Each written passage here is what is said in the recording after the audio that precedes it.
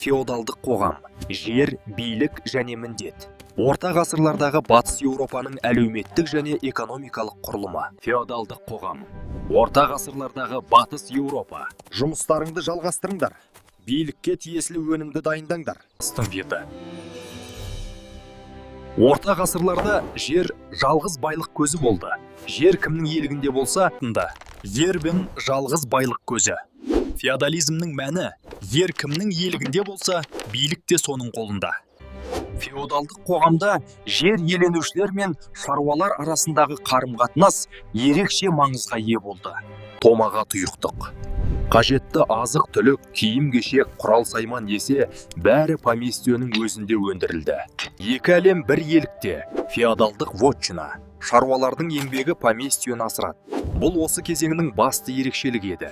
Екі әлем бір елікте. Феодалдық вотчина. Шаруалардың еңбегі поместьені асырады. Экономикалық оқшаулану сөзсіз саяси бытыраңқылыққа келді. Жекелеген феодалдар өздерін корольмен тең санай бастады. Феодалдық қоғам дегенімізде билік пен жер иерархиясына негізделген орта ғасырлық қоғам түрі. Ол пирамида сияқты сатылардан тұрды. Құлып болды. Адалдық пен қорғау орта ғасырлық Еуропадағы феодалдық жүйенің негізі болды. Вассалдық келісім бойынша лорд қорғауды қамтамасыз етті. Ал вассал адал қызмет етуге ант берді. Қоғамның қорғаушылары, рыцарьлар 3 ғасырдан бастап, олардың басты кәсібі соғыс болды. Нағыз тарихи сәт, рыцарьлар турнирі. Сауыт киген жауынгерлер найза ұстап, жекпе-жекке шығады. Бұл феодалдық қамалдың құрылымы. Ол тек үй емес, әскери бекініс болды. Міне, нағыз тарихи сәт ең қамалды қоршау. Феодалдық қамалдар маңызды әскери сәулет болды.